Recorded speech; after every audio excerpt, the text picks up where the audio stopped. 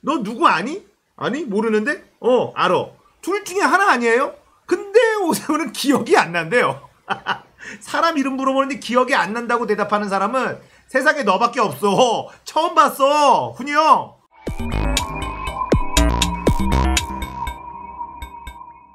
안녕하세요. 딱딱한 뉴스를 쉽고 재밌게 풀어드리는 시사건건 볼스양입니다. 자, 이번에 다룰 이야기는 오세훈 아직 핵폭탄 한 방이 남았다 이야기입니다.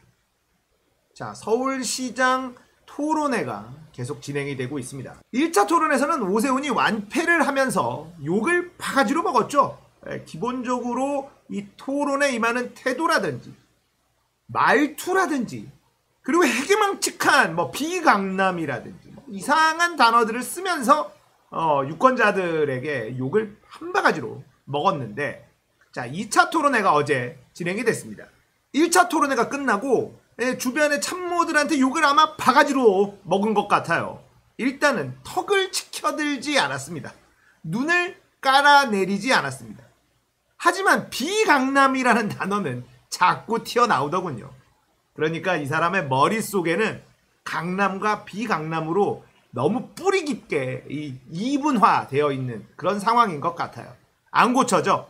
무난했습니다. 그닥 재미있는 토론회는 아니었어요. 치고받고 난타전이 펼쳐질 것 같았지만 이 민생당이 한 명이 끼면서 아주 재미가 없었어요. 민생당은 도대체 왜 껴있는 거야? 나 정말 전반적으로 조금 밋밋한 2차 토론이었습니다. 오세훈은 내곡동 관련해서는 한 가지 문장만 계속 반복했습니다. 나는 상관이 없고 오히려 손해를 봤다. 그 당시에 시세보다 낮은 가격으로 손해를 봤다라는 주장만 되풀이했습니다. 말 같지도 않은 헛소리인데요. 그것이 그린벨트가 해제된다고 하니까 마구 뛰어 올라간 시세. 하지만 거래가 이루어져야지 정확한 시세라고 할 수 있겠죠. 하지만 그곳은 그냥 바로 국가에서 수용을 한 겁니다. 그러니까 시세라고 하는 것 자체가 그냥 어불성설이에요. 실제 거래가 일어난 적이 한 번도 없는데 무슨 시세? 희망가겠지. 니들의 희망가의 한 80%로 수용이 됐다. 그러니까 우리는 손해를 봤다. 이 논리만 주장하고 있는데 말 같지도 않은 개소리입니다. 여러 가지 이야기가 있었지만 임팩트 있는 건 없었어요. 그런데 딱 하나 뭔가 쎄한 부분이 탁 지나갑니다. 아주 짧게 지나갑니다. 자, 어제 토론회에서 쎄했던 부분 한번 들어보겠습니다. 친지 중에 오승훈이라는 분이 계십니까? 기억나지 않습니다. 이거 기억나지 않습니까? 네. 이 등기부 등본에 등장하는 사람입니다. 네, 이것은 그럼 저희가 또 추후 알아보도록 하겠습니다. 자, 박영선 후보가 오승훈을 아느냐 물어봅니다. 그러자 갑자기 오세훈의 동공에 지진이 일어납니다. 그리고는 기억이 안 납니다. 모르면 모른다, 알면 안다. 그런데 사람 이름을 물어보는데 기억이 안 난다라고 대답하는 사람을 저는 처음 봤거든요. 너 누구 아니? 아니? 모르는데? 알아. 둘 중에 하나 아니에요? 근데 오세훈은 기억이 안 난대요. 사람 이름 물어보는데 기억이 안 난다고 대답하는 사람은 세상에 너밖에 없어. 처음 봤어. 훈이 형. 오 골고루 선생. 당신이 처음이야. 기억이 안 난다. 뭔가 이상하죠. 자, 동공 지진하고 있는 장면도 화면을 한번 보겠습니다. 자, 이 짤입니다. 움짤인데요. 보시면 친지 중에 오승훈이라는 분 계십니까? 툭 던져요. 오세훈이 갑자기 동공이 지진이 한번 딱 온 다음에 기억나지 않습니다. 라는 아주 이상한 답변을 하게 됩니다. 등기부 등본에 등장하는 사람입니다. 네, 이것은 그러면 저희가 추후 알아보도록 하겠습니다. 이렇게 마무리가 돼요. 자, 오승훈. 누가 들어도 오세훈의 친족이다. 사촌쯤 되려나요? 같은 학렬이죠. 오씨 집안의 훈자 돌림. 같은 학렬. 오세훈, 오승훈. 분명히 가까운 친척인 것 같은데 기억나지 않습니다. 야, 이거 한 4천 정도 되는데 기억 안 나면 이거 진짜 와, 이거 폐류나 아닙니까? 자기 가까운 친척도 기억을 못하는 사람에게 서울시장을 맡길 수 없다라는 얘기가 또 나오지 않을까 싶습니다만 알 수는 없죠. 그런데 뭔가 이상한 건 확실해요. 저렇게 흔들리는 동공과 기억나지 않습니다라는 아주 이상한 답변. 뭐 별거 아닌데 지레 쫄아가지고 저렇게 대답한 걸 수도 있어요. 저 등기부 등본에 등장하는 사람이 오승훈이라는 사람이 친척이기는 한데 별게 아닐 수도 있습니다. 저도 정확하게 뭔지 아직은 몰라요. 다음 토론에서 이걸 꺼내지 않을까 싶은데요. 민주당에서 지금 오세훈, 박형준 이 두 사람의 이 의혹을 찾아내는데 의혹이 너무 많아가지고 너무 바빠. 자, 이 동공지진하고 있는 오세훈 그리고 국민의 짐은 박영선의 도쿄 아파트를 공격합니다. 그리고 우리의 나배상 이 나경원은요. 한국인들은 일본 맥주 하나 못 사 먹는데 박영선은 일본의 아파트를 샀다. 이런 또 희대의 개소리를 뿜어냅니다. 아, 우리 나경원 정말 왜 그래요? 일본 맥주를 우리가 못 사 먹는 게 아니라요. 안 사 먹는 거야. 너는 사 먹으면 되지. 우리가 뭘 못 사 먹어. 있어. 팔아 지금도. 안 사 먹는 거라고. 자, 거기다가 도쿄 아파트 우리 얘기해 볼까요? 박영선 남편이 도쿄 아파트를 산 이유 이것부터 일단 알아야죠. 거기다가 박영선 남편 아파트야. 오세훈은 처가 땅이라고 하고 왜 박영선은 박영선 도쿄 아파트라고 합니까?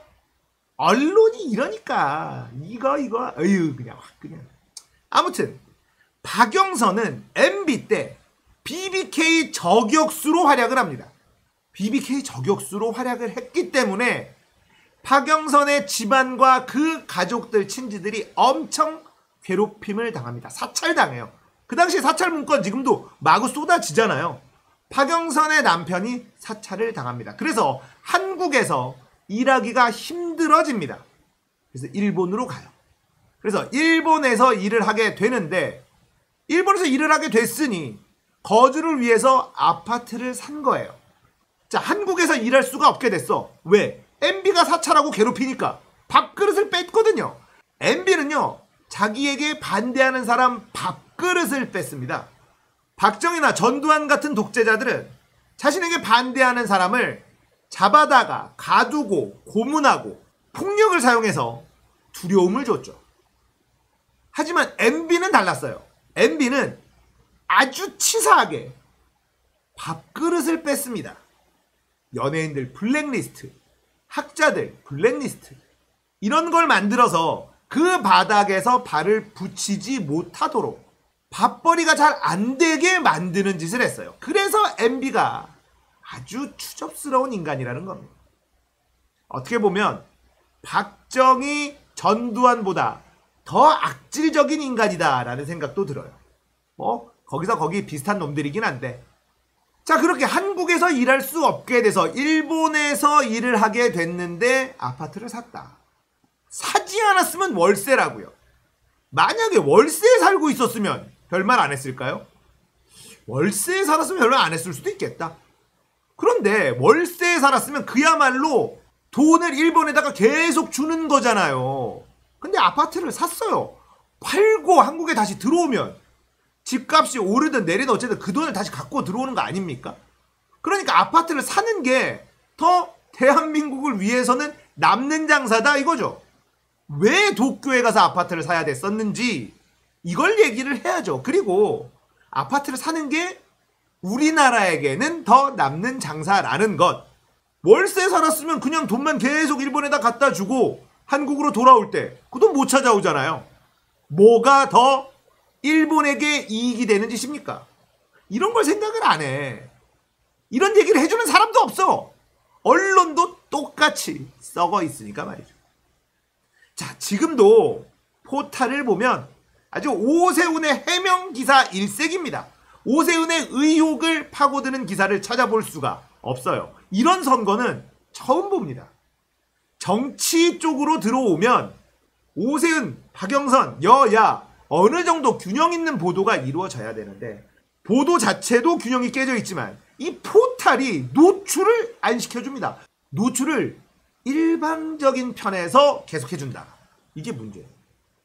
지금 오세훈과 박영선, 오세훈 60%, 박영선 35% 오늘 여론조사 나왔습니다. 굉장히 힘들어요. 물론 이 정도 격차가 벌어진다고 생각하지는 않아요. 하지만 불리한 선거임에는 틀림없습니다. 저는 이번 선거 이길 수 있다고 생각은 하는데 질 수도 있다고 생각합니다. 그만큼 적폐 세력들의 총공세가 이번 보궐선거에 펼쳐지고 있다라고 생각을 해요. 자, 기회를 잡은 것이죠. LH공사 직원들이 내부 정보를 이용해서 부동산 투기를 한 것. 이것만큼 국민들의 감정을 자극하는 이런 사건이 좀 드물었거든요. 이 사건이 터지자마자 총공세에 들어간 겁니다. 자, 4월 2일, 3일 사전투표예요. 꼭 사전투표해서 투표율 올려야 됩니다. 이길 수 있어요. 쉽지 않은 싸움이기 때문에 반드시 투표해야 됩니다. 사전투표는 쉽게 할 수 있으니 어디서든 할 수 있으니 꼭 투표하십시오. 투표하지 않으면 서울은, 대한민국은 옛날로 돌아갑니다. 서울과 부산만의 문제가 아니에요. 서울과 부산 둘 다 선거에 지게 된다면 적폐 언론들은 기세 등등해서 문재인 정부의 마지막까지 끝까지 공격을 해댈 겁니다. 오세훈이 서울시장이 된다는 것 상상하기 어렵습니다. 세빛 둥둥섬, 경인 아라뱃길, 동대문 디지털 플라자, 한강 르네상스, 뭐 말도 안 되는 어마무시한 토건 사업으로 서울시 빚을 12조까지 늘렸던 시장. 그리고는 아이들 밥 주면 나라 망한다고 시장직을 걸었던 사람. 그러면서 자신의 빚은 건전한 빚이었다라고 뻔뻔하게 턱을 치켜들고 눈을 내리까르면서 얘기하는 사람. 이런 사람이 다시 서울시장이 된다는 게 상식적으로 말이 안 되지 않습니까? 한 번 서울을 말아먹은 적이 있는 사람이 다시 서울시장이 되겠다. 여론조사에서 60%의 지지가 나온다. 참 애쓴다라는 생각이 들긴 합니다만 우리가 반드시 투표를 해야 되는 이유 되겠습니다. 나의 한 표는 너무나도 소중하다. 꼭 사전투표 날 투표하십시오. 직장인들도 가까운 곳에서 아무 곳에나 할 수 있는 아주 편한 제도니까 우리 꼭 사전투표 날 투표합시다. 자, 오늘은 오승은이 누군지 기억이 안 나는 오세훈 이야기였습니다. 공감되셨다면 구독, 좋아요, 알림 설정 부탁드릴게요. 감사합니다. 끝!